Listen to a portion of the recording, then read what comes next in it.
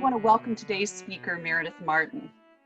Meredith is an associate professor of art history at New York University and the Institute of Fine Arts. She received her PhD from Harvard, where she wrote her master's thesis on Lequeu. So Lequeu has been part of her life for a long time, and it's wonderful on this occasion to have the show up and to have Meredith speaking. We were hoping this was going to happen in spring on site, but I'm really glad this is happening before the end of the run of the show today.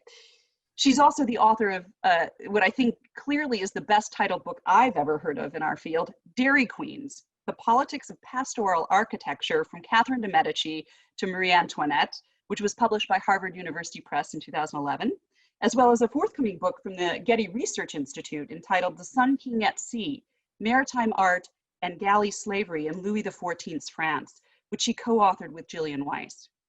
Dr. Martin's also co-curating an exhibition about the Mississippi and South Sea bubbles, which will open at the New York Public Library next spring. And this is one I'm hugely looking forward to, because I think this intersection of the economic world and the arts world that happened around 1720 is something we all are looking forward to knowing more about. She's also the founding editor of Journal 18, an online journal devoted to art and culture of the long 18th century from around the globe. And I first came to know Meredith in 2011. She was one of the inaugural fellows for the Morgan's Drawing Institute. So in our first year of operation, she was there on site and saw the birth of the Drawing Institute. And at that time, she was working on a project devoted to the non-European diplomatic missions and embassies that traveled to Paris from Louis XIV's Paris till the Revolution. So looking at this, global picture during the 18th century. And in fact, the last in-person class visit that I had in 2020 was with Meredith's class, which she co-taught with Dipti Kara at NYU, devoted to the global 18th century, where we look not only at French drawings and French drawings of foreign embassies, but also at South Indian drawings and manuscripts. So it was really exciting. That happened in early March, a mere 10 days before our world changed. So I will welcome Meredith now, but first I want to lay down some ground rules for this presentation, which is we're going to keep you on mute, and now Zoom has given us the power to do that, so you actually can just sit back and fully enjoy the lecture, not having to worry about whether or not you're on mute. And if you have a question or comment, just pop it into the chat window. Meredith will be lecturing, but I'll be watching the chat and I'll answer your questions as best I can, and I'll pull out a few questions to ask Meredith at the end of her lecture. Okay, so I am going to now turn it over to Dr. Meredith Martin to speak about where in the world is Jean-Jacques Lequeu. Meredith, thank you so much. Thank you, Jennifer. Can you hear me okay? I guess I'm just asking you, Jennifer. But yes. Okay, thank you for that very warm welcome and introduction. And thank you all for tuning in.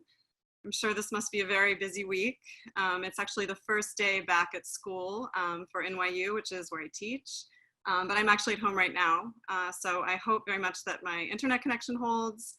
I hope my daughters don't Zoom bomb this lecture, but if that happens, que sera. I think we've all learned to be a little bit more flexible in this moment. And I think I'm also going to try to keep things, relatively informal, and also to hopefully leave plenty of time for questions at the end. I also want to thank the Morgan for inviting me to give this lecture, and especially Colin Bailey, who originally extended the invitation. And also I want to thank Paula Zadigan and Jennifer Tonkovich for helping me to put it together. As Jennifer already mentioned, I was originally supposed to give this lecture in person in April. And although that obviously didn't happen, I'm really thrilled to be able to do it here today via Zoom. And I'm especially thrilled that the Morgan has reopened. It's so exciting that this is, the first day back, and that those of you who may not have had a chance to see the Lequeu show, if you're local or close by, that you might be able to see it. I had a lot of things running through my head during the early months of lockdown, but one of them was a kind of image of Lequeu's drawings, sitting silently in the darkened, shuttered galleries of the Morgan, in this really beautiful installation that closed, before its time. And I was thinking a lot about how Lequeu, for so much of his life was kind of desperate for a public. And he never really attained that kind of public recognition. And it's really, I think, only recently with this series of 3 wonderful retrospectives, first at the Petit Palais, then at the Menil, and then at the Morgan, that he did kind of catapult to some fame, with articles in the New York Review of Books and the New York Times and so on and so forth, and many other publications in the US and abroad. And so I think it was kind of a cruel joke that he didn't get his full run at the museum, but I'm really happy that he's going to have a bit of time left. And I would really urge you all, not all at once, but go and see it before it closes. And I have in fact been thinking about Lequeu for the whole of my academic career. And I hope you don't mind indulging me, just for a few minutes at the beginning of this talk, while I share a bit of that personal history.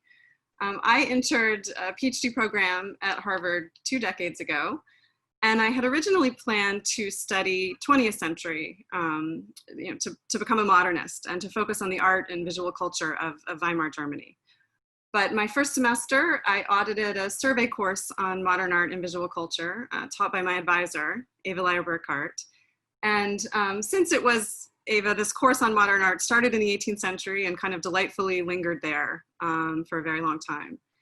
And at some point, Eva showed a couple of drawings by Lequeu, and I can't exactly remember which ones they were, but I think that one of them may have been one of these series of physiognomic self-portraits that he made. You saw some of them just a moment ago in my title slide. There's several at the top of the screen. And then here in this next image, here's another one.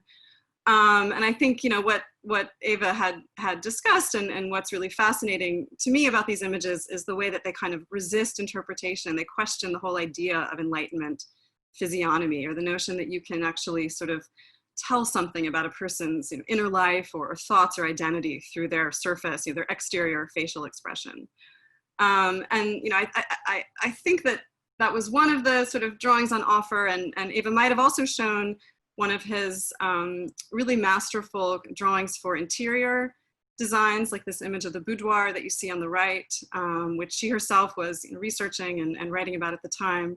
And I think, again, there's a kind of, there's a masterful display of technique with the wash, with the drawing, the use of perspective, but I think there's also a kind of characteristic enigmatic strangeness in this image, this kind of sense of mirroring or doubling, this bodily posture, seemingly of a woman, but that isn't taken from any kind of recognizable lexicon. It doesn't reveal a lot of information about the person.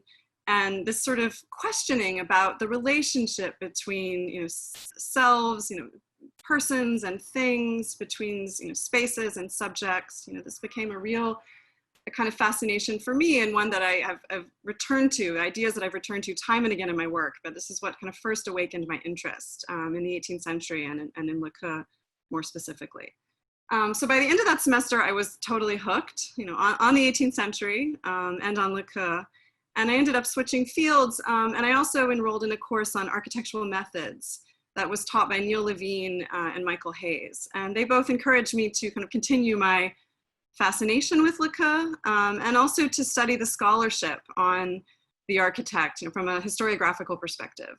So I want to spend a few minutes just kind of summarizing that, that perspective. I already mentioned that Lequeu, attained sort of virtually no public recognition during his lifetime, even though he advertised his drawings in newspapers, he submitted them regularly to the Salon.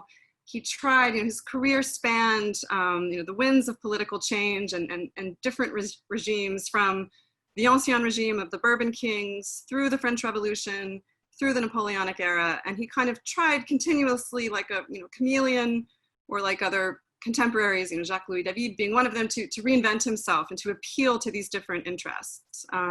During the revolution, he worked on revolutionary political festivals. He submitted this drawing on the left, or he made this drawing on the left in the form of a column and an architectural order that takes the shape of a chained aristocrat, revealing his revolutionary sympathies, which he later, on a different drawing, he inscribed, this was designed to save me from the guillotine. So one sort of maybe questions the sincerity of those sympathies, but he certainly presents himself as a revolutionary, supporter of the cause.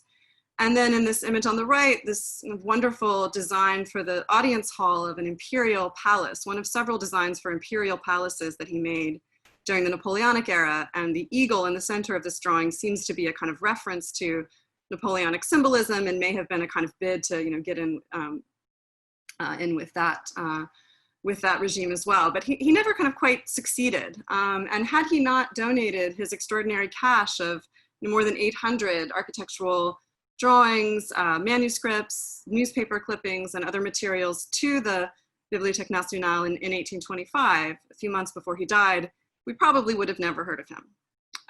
And really in more than a century after he gave this bequest or this donation, he didn't really attract any attention either. He didn't kind of enter the sort of architectural history in any major sense. And it wasn't until the 1930s when the Viennese historian Emil Kaufman purportedly stumbled upon Lequeu's drawings at the Bibliothèque Nationale that he kind of began to be written into architectural history.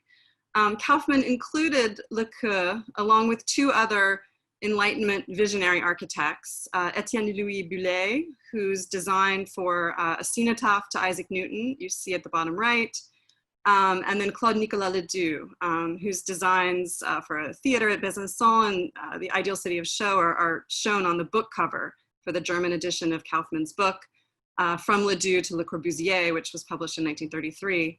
And then there's an image of Lequeu's Temple to the Earth at the top right drawing that you see. Kaufman proposed this kind of trio of these Enlightenment architects. He was interested in them primarily because he saw them as kind of anticipating, saw their work as anticipating certain modernist trends, and particularly those associated with international style modernism, with its emphasis on geometric abstraction, a kind of purity, a sort of architectural autonomy as Kaufman defined it. And he constructs this kind of narrative or this sort of teleology from Ledoux to Le Corbusier, in which Lequeu is a harbinger, like these other two architects, of this specific modernist strain of architecture. But I think even Kaufman kind of realized that Lequeu didn't quite fit this schema, and he had to go to some lengths to try to make him fit. And interestingly enough, in a 1949 article that Kaufman published on Lequeu in the Art Bulletin, he reproduced, or the editor of the Art Bulletin, reproduced some of Lequeu's drawings with the copious marginal annotations deleted, edited from them. You can see at the bottom right, this design for an aqueduct leading to the Holy City. Lequeu's drawing has these annotations erased, which you can clearly see in the original drawing just above, the black and white illustration. And I think, for Kaufman, this made the drawings, the kind of busy note-taking that Lequeu did, which I think, I'll return to some of those annotations later. I think they're really the key to understanding, some very important aspects of his work. But for Kaufman, I think they were distracting. And so he never really referred to them, and he also, took them out on occasion. And I think, this sort of filtering device, this was also the case for the way that Kaufman wrote about certain other designs by Lequeu. For instance, this drawing for an Indian pagoda that you see on the left, about which Kaufman wrote in another text, quote, "Although it seems to be just one of the romantic excursions into faraway countries, it already foreshadows the stepped houses of the remote future." So not only is he seeing it as a kind of harbinger of modern trends, but he's also dismissing Lequeu's, I think, quite sincere interest in a kind of global, pluralistic vision of architectural design, as a kind of superficial romantic interest in exoticism, which is another idea that I'm going to return to in a little bit. In any event, this association of Lequeu with 20th century modernism and with Ledoux and Boulet remained kind of the prevailing interpretation of his work up through the 1980s, when there were two important works that were published on him and kind of shifted the scholarship or the interpretation of his work. The first was this large monograph by the French architectural historian Philippe Dubois called Lequeu, an Architectural Enigma. And then the second is writing by the historian Anthony Vidler, which I'll talk about in just a minute. Dubois was a student, an advisee of the post-structuralist philosopher, writer, Roland Barthes, and he's very much influenced by him and his own kind of deconstructivist approach. And also in his willingness, his interest in preserving some of the kind of enigmatic strangeness of Lequeu, which he does acknowledge and which he does connect to the 18th century, while also trying to relocate, Lequeu as an anticipator of the 20th century, but not so much the international style as some kind of more along the lines of Dada, sort of surrealist practices and ideas of the 20th century. In terms of Lequeu's own dreamlike, architectural visions, the puzzles and kind of games that he seems to play sometimes with his self-portraits and in his writings. And Dubois actually took this a step further by creating kind of the strangest puzzle of all, by suggesting that Lequeu's corpus had been altered, tampered with, maybe even partially fabricated by the artist, prankster Marcel Duchamp. And I won't go too much into Dubois' sort of rationale for this. Just to give one example, the drawing by Lequeu that you see on the right of the female bathers, there's a kind of shadow, a dark shadow that falls over the drawing a little bit to the right, just past the women. And Dubois at one point connects it to Duchamp's own profile portrait. And there's other kind of traces that he sees Duchamp leaving in the work. And I would say that for the most part, this theory has not really been taken seriously. I thought it had actually been completely dismissed.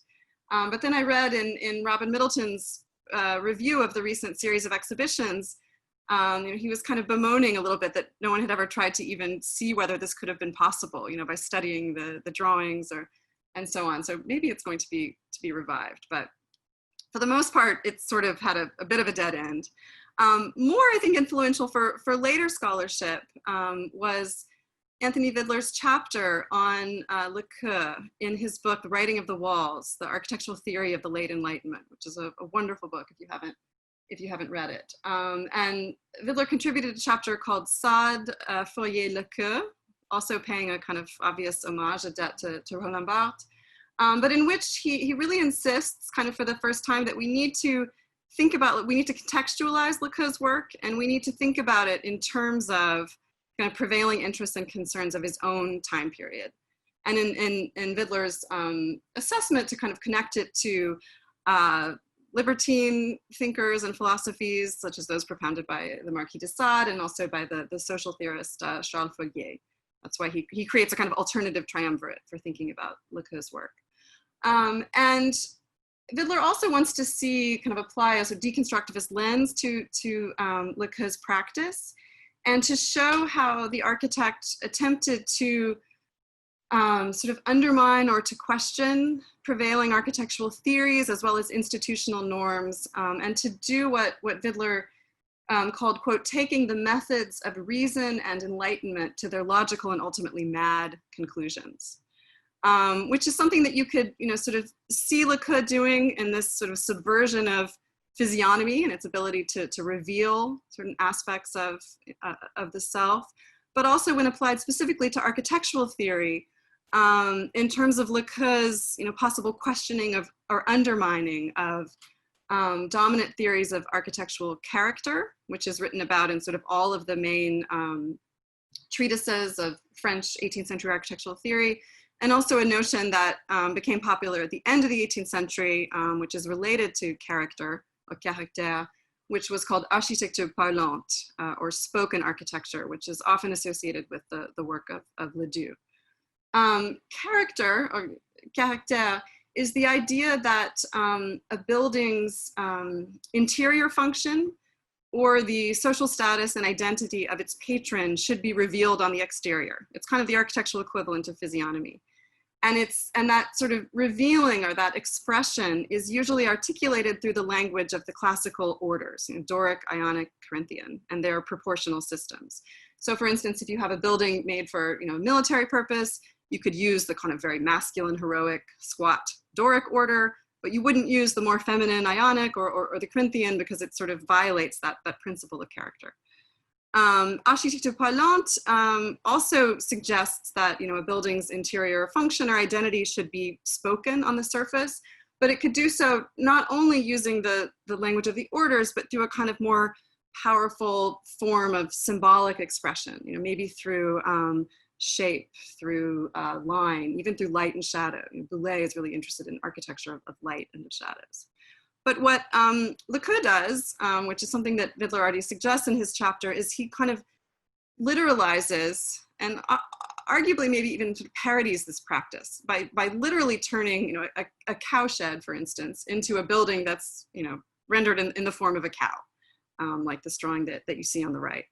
And one can't help but think about how this kind of, you know, spoken architecture connects to certain postmodern trends in architectural design. You know, architecture as symbolic form, as embodied by Venturi and Denise Scott Brown's, you know, the duck, that's reproduced in their 1972 book, Learning from Las Vegas, and other examples. But I think you don't need postmodernism to understand the way that Lequeu is sort of engaging with these architectural ideas of the time. This is really an, you know, sort of 18th century logic that's maybe taken to the nth degree, but that still is in keeping with both sort of period expressions of architecture parlante and also sort of criticisms about this idea. So I myself was really compelled by sort of Vidler's notion, and in my master's thesis, I wrote about a drawing that appears in the show called, it represents, it's the drawing that you see on the right, and it's an underground view of La Maison Gothique, or the Gothic house. And it's a kind of interior section view. It's very strange. It kind of unfurls on the page, and there's a sort of directional flow, and it's essentially represents, to the extent that you can make out what it's about, a sort of series of kind of initiation rituals or passages through the four elements of fire, water, you know, air, and earth, to eventually come out, you know, sort of on the other side of the building through this representation of a female allegorical statue, and sort of through the far right end of the image. There are these, again, these very copious annotations to on the drawing itself, which are lifted without acknowledgement from a popular novel that was published in the 18th century and then reprinted several times by a writer called the Abbé Terrasson. And the novel itself is called Sethos. And it's the story of a kind of young man who becomes a hero and a leader of his people by undergoing a series of quasi-Masonic initiation rituals. And you can imagine Lequeu, this very kind of lonely, marginalized figure, really perhaps, you know, wanting to identify with this hero or admiring him, and, you know, reading this book and then writing furiously on the page and then visualizing some of the passages from the novel itself. And I think that, you know, this interestingly connects Lequeu's work to architectural literature, as well as literature more generally, and narrative in the 18th century. But I think it also relates to a kind of period fascination with origins, and with ideas of regeneration and rebirth. And that's, you know, I don't want to go into too much detail, but that's essentially what I wrote about in my thesis, that Lequeu himself, you know, like many of his contemporaries, was kind of obsessed with this question of the origins of architecture, which is a question that emerges, you know, probably most famously in the Abbé Logier's mid-18th century treatise, An Essay on Architecture, where he conceives of this idea of this principle of the primitive hut, which Lequeu is likely referring to, or at least alluding to in the drawing that he makes on the left, as a kind of model, you know, this sort of originary principle for architecture, and also a way to think about how architectural language might be reimagined and sort of mobilized to suit present concerns. And I think Lequeu's contribution to this debate is that he turns it into a kind of political issue. He connects it to political regeneration at the time, and that he also connects it to theories of human origins and to biological reproduction and generation. And that's kind of what I focused on. And I think it's one way that we could connect Lequeu's architectural designs to the many drawings that he makes of nude female bodies, and especially the female genitalia, which are often dismissed as merely pornographic. And they're seen as a kind of, you know, something that's sort of apart from Lequeu's otherwise the mainstream architectural practice. But I actually think that they're very much interlinked. And I think that, you know, if they are pornographic. I mean, I will acknowledge they're absolutely graphic. They may be pornographic in a kind of 18th century sense, in the sense that pornography was often a way to kind of experiment with and to work through certain philosophical and epistemological debates and quandaries in the period. And I think this is something that Lequeu himself is kind of working through these plan, section, and elevation drawings of nude female bodies, which I think are, visually sometimes you could analogize them to these architectural designs. They are in keeping with longstanding ideas about, metaphors about architectural form as a type of, kind of rebirth, but also to longstanding analogies between bodies and buildings that, again, I think Lequeu kind of picks up and really runs with in his own work.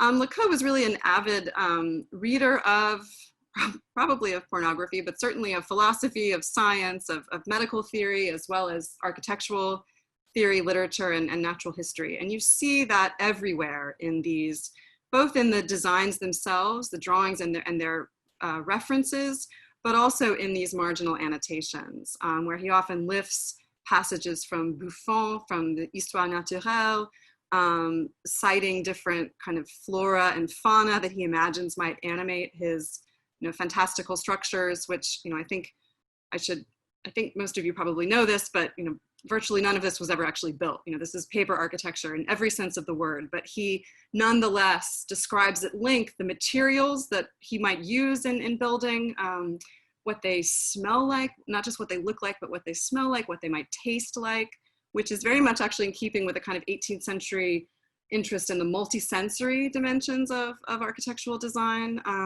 but also, in terms of their natural surroundings. You see these kind of quotations and passages everywhere.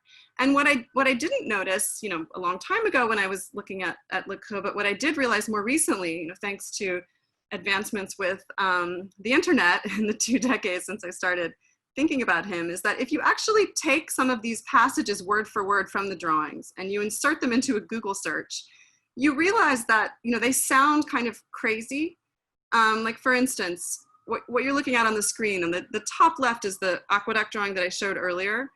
Below is an image of what Lequeu calls the Island of Love.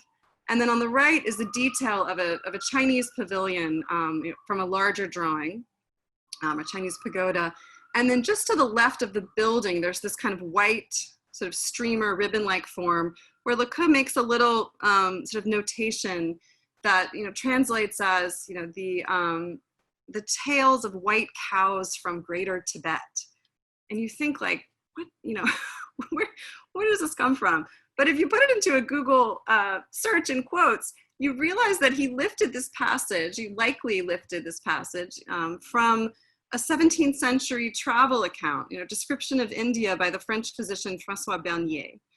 And it becomes, maybe not a little bit less crazy, but certainly it connects Lequeu, it reveals his erudition on the one hand, but it also suggests his own kind of, magpie imagination, his collecting from all these different accounts, all these different books. He probably never ever left France. He invented a grand tour for himself in a manuscript, but he probably never actually took it. So he gets these ideas for these architectural fantasies from all of these different books, which are not just the standard, Vignola, Palladio, Scamozzi, it's Bernier in India. And he brings these different kind of cultural ideas and uses of ornament. Bernier writes about these white tails as ornamenting the elephants, the prized elephants at the Mughal court. And he kind of brings them all together and recombines them and creates this new sort of visionary design that is very capacious, it's very pluralistic, and it's not so unlike, the kind of cross-pollination or the renvoi technique of the encyclopedists. So it's certainly, kind of connected. It's strange, but in a way that all of the 18th century is strange. And it might be, you could technically call it plagiarism, maybe. But, like pornography, plagiarism had a sort of different, people felt differently about it in the 18th century. And in fact, in the entry on plagiarism in the Encyclopédie, the writer Marmontel defends the practice, he even sort of valorizes it. And he says at one point that, quote, if we steal, it's in the manner of the bees who only take booty for the public good. And one cannot quite say that we pillage authors, but rather that we take contributions for the good of literature. You know, and I think Lequeu must have read this at some point and totally loved it. And, you know, the idea that you could breathe new life, you could make something new out of an old text or an image or a design. I think that's what he's doing here. And I think, you know, the more you sort of go down the rabbit hole with Lequeu, and it's very easy to go down a rabbit hole, the more you see these kinds of affinities with the writers and artists of his day. And it's not so much that Lequeu himself becomes more understandable, but that the 18th century gets stranger, you know, in a sort of wonderful way. And what you also start to realize is that although these are paper designs, they're not so completely different from some of the structures that were built at the time, or at least some of the other examples of paper architecture that were produced. You know, for example, you could compare Lequeu's cowshed to this proposed monument to King Louis XV in the form of an elephant, which was part of a public competition to create a monument to the king on the Champs-Élysées, or the architect Ribard de Chameuse, who creates this project, proposes that it be placed on the Champs-Élysées. The monument was obviously never built, but the project itself was published and circulated, and it may have inspired an actual elephant monument that was built later during the Napoleonic era on the site of the Bastille. So, you know, in these kinds of monuments, both real and imagined, and also a number of examples of garden buildings of the 18th century. Just to give one other example, this is a kind of wonderful folly, garden folly in the form of a column house that was designed for a French nobleman in a garden in Des outside of Paris, and a faux ruin with cracks and rooms, you know, articulated on the interior. And Lequeu made a drawing that actually looks quite like this design. You know, you start to realize that he's not so divorced, not only from the concerns of theoretical interests of his day, but even from some of the design trends, especially in garden and landscape architecture. You know, many of his own projects were envisioned for gardens. And I think this was really a place for experimentation, you know, kind of across the board. And I think, you know, in the remaining few minutes that I have, maybe about 10 more minutes or so, I want to just emphasize a few other key ways in which I think Lequeu's work, you know, sort of connects to the 18th century and to concerns of the time. And one of them is, again, to return to this idea of a kind of global, pluralistic vision of architectural design, his interest in the architecture of, you know, buildings that are done in what he called the Chinese style, the Persian style, the Turkish style, and so on. Another has to do with this, what I've already alluded to, these kind of multi-sensory dimensions of design, which is, you know, propounded in treatises, particularly those aligned with sensationalist and materialist philosophy. Works like Le Camus de Mézières' Genius of Architecture, or the analogy of that art with our sensations, or even the wonderful architectural novella, La Petite Maison, by Jean-François de Bastide. So, you know, pluralistic vision, multi-sensory architecture. I think also the kind of non-hierarchical approach to his sources, which is, they're all kind of interrelated, but I'll just briefly touch on those themes.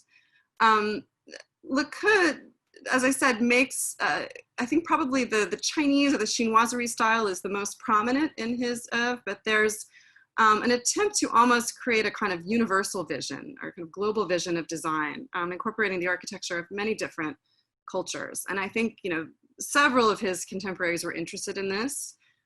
He himself was very much inspired by the work of William Chambers, whose design for the pagoda at Kew Gardens you see on the right. And in fact, he collected Chambers's works in his own library. Lequeu had a pretty large library in his small, you know, apartment / bachelor pad near the Bibliothèque Nationale. And he also regularly went to the library to read on the days that it was open to curious readers. And he ended up donating one of Chambers's books on Chinese architecture to the library, along with his own architectural corpus. And in fact, one of the very few commissions that he actually worked on was for a series of Chinese or Chinese-inspired buildings in the gardens of Louis XVI's state minister, Henri Bertin, who was an important intermediary between the Qing court and the French monarchy. And my friend Kiel Choi has written a wonderful article about this project that was recently published in Burlington Magazine.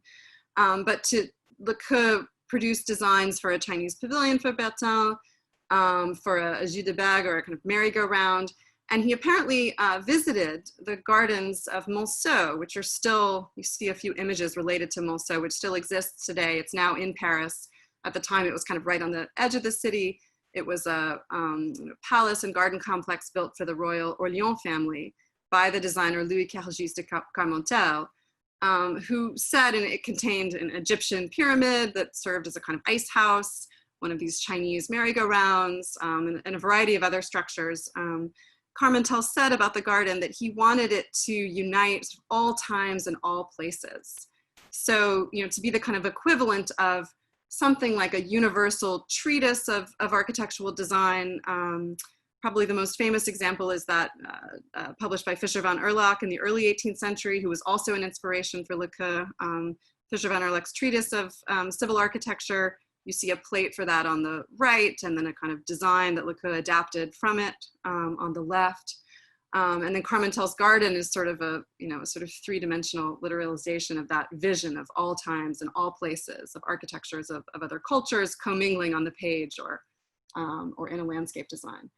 And what I think is really interesting about Lequeu's sort of global view or vision of architecture, especially given the fact that it's produced in the late 18th and early 19th centuries, is that it resists a kind of categorization of binary divisions or kind of hierarchical distinctions between East and West, or between Orient and Occident. At a time when these categories, these binaries, are getting articulated in discourse, in imperial endeavors, and in representation in projects like the Napoleonic, publishing the Description de l'Égypte, which is produced around this time.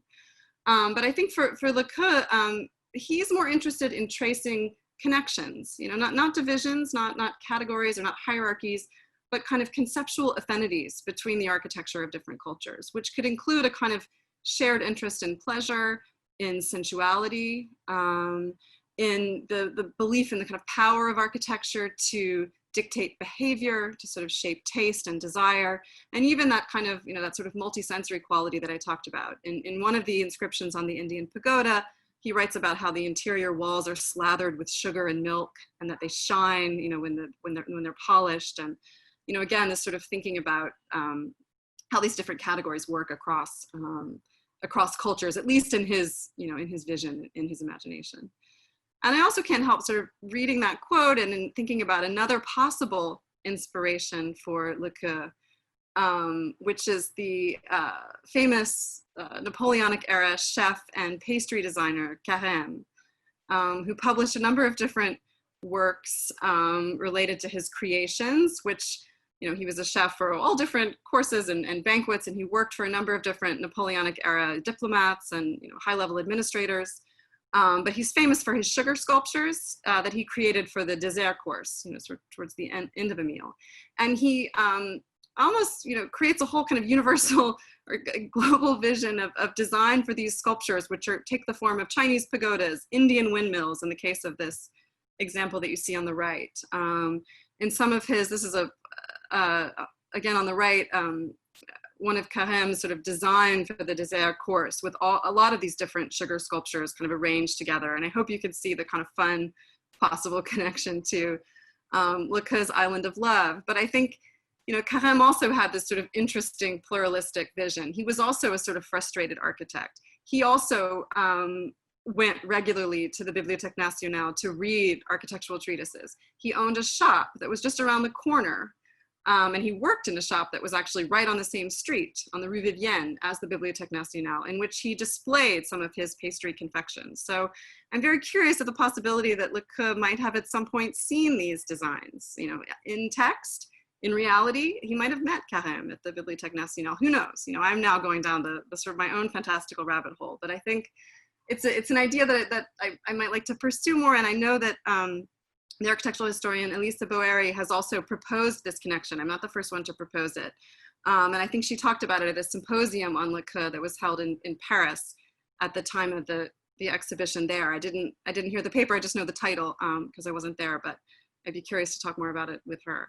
One other connection that she's made, and it's the last connection I'll make before ending the talk, is to another kind of wonderfully esoteric architectural source or treatise, which is the Hypnerotomachia polyphili, which was published first in 1499 with these very kind of innovative and extraordinary woodcuts. You see an example on the right, attributed to the Italian monk Francesco Colonna, and then repeatedly, regularly translated, adapted, reprinted throughout the 16th, 17th, 18th, and early 19th centuries.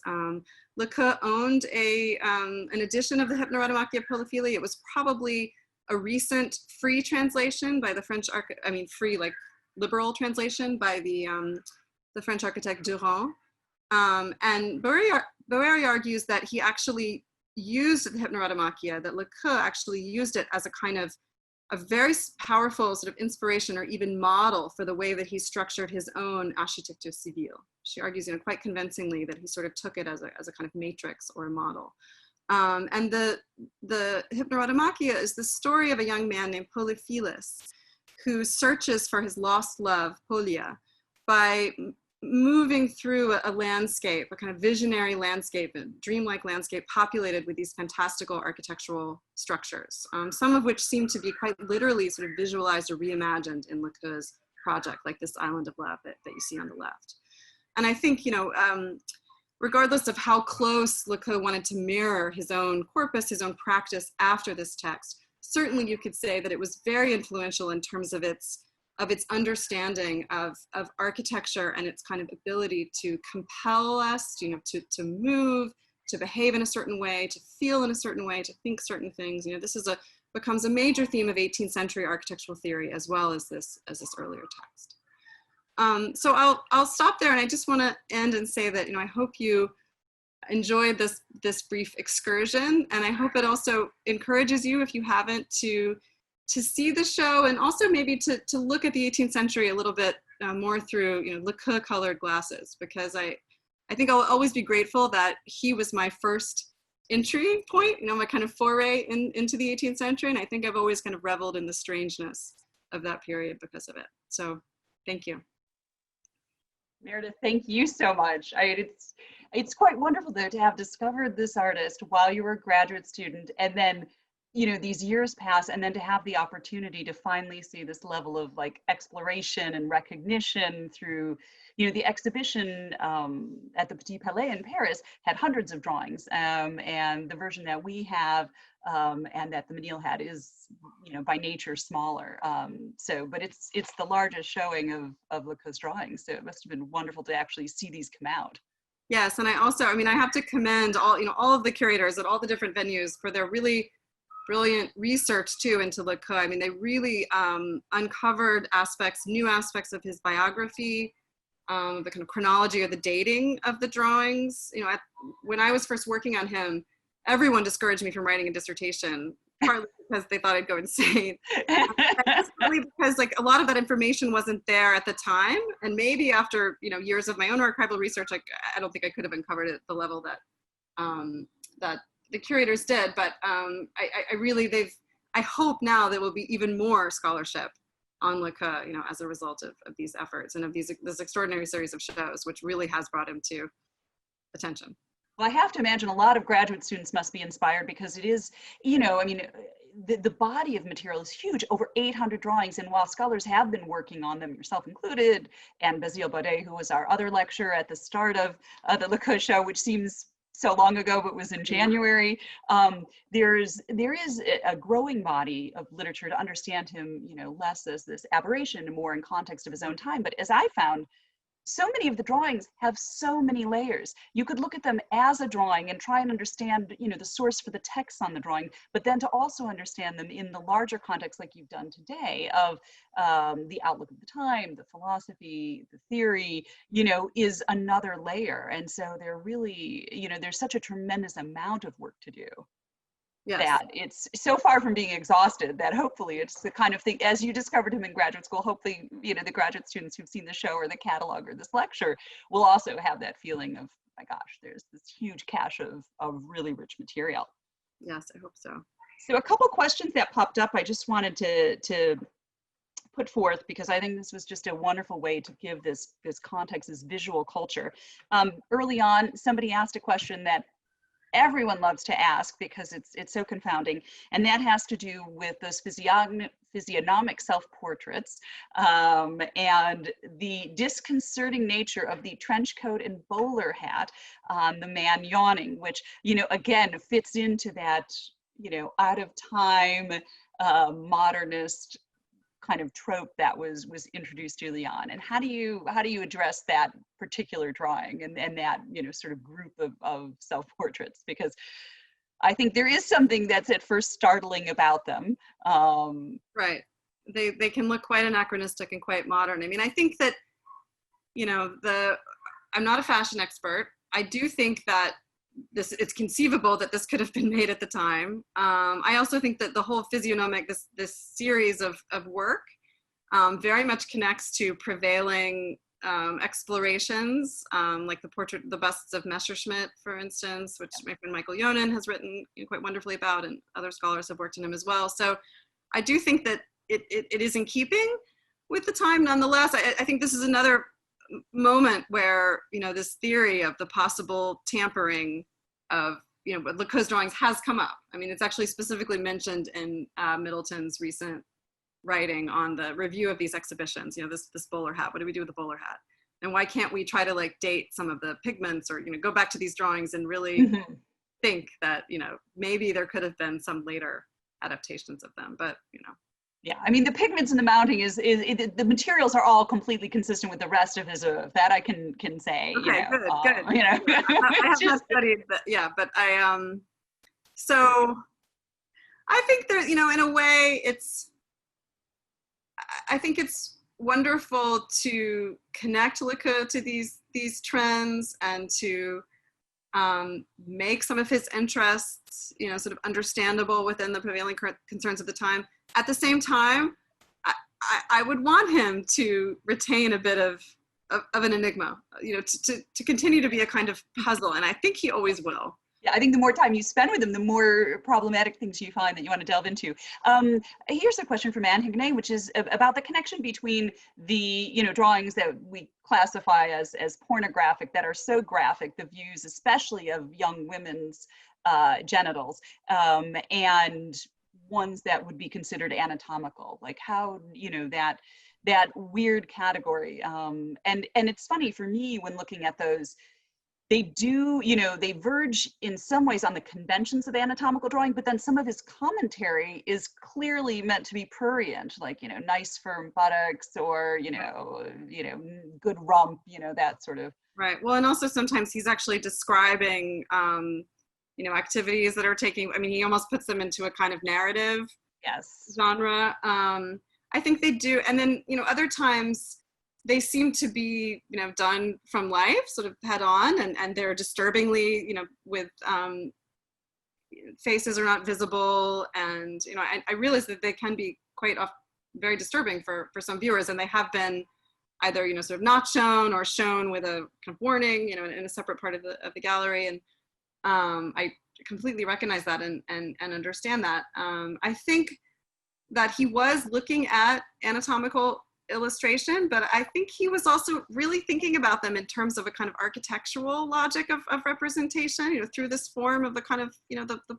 plan section elevation, and that there's something very much, not unlike the Marquis de Sade, there's something quite clinical about them, and ultimately deeply unsexy, I think. As much as he tries to grossly sort of sometimes insert himself into the narrative that he creates for these images. So I think they're anatomical, they're architectural, they're clinical. Maybe that's more on the line of kind of the medical, but also, and then sometimes they take on other characteristics that, classical motifs or references, or sometimes costumes. So they don't always sort of stay within that realm of kind of anonymous anatomical illustration.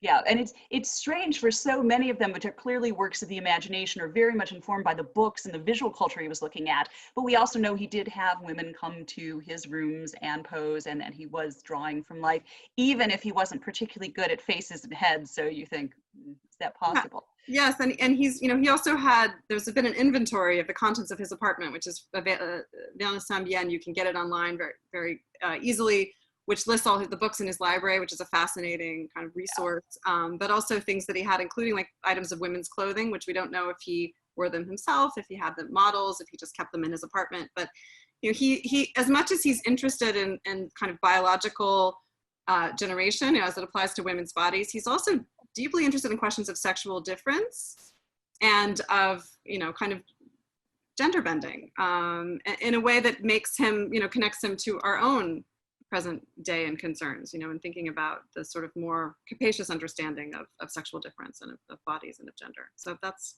interesting too. Yeah, no, I think that's pretty big. And so one other question was about his writings. How much did he leave in terms of things he wrote about? And, there's sort of a wide range, but in terms of architecture, like, have you looked through in the BNF some of these screeds? Some of them have to do with how to do laundry, we can put that to the side, or, imaginary travel journals. But of the writings that pertain to architecture, are those a resource that proves useful? Well, it depends on what you're looking for. He was very seriously engaged with the canonical architectural literature of his day. He owned those treatises. He wrote about them. He talked about them. He engaged with them. That drawing that I showed of the change aristocrat and the order. There's a real interest in the 18th century in trying to design a French architectural order and various kind of attempts to do that. And he writes about things like that. So.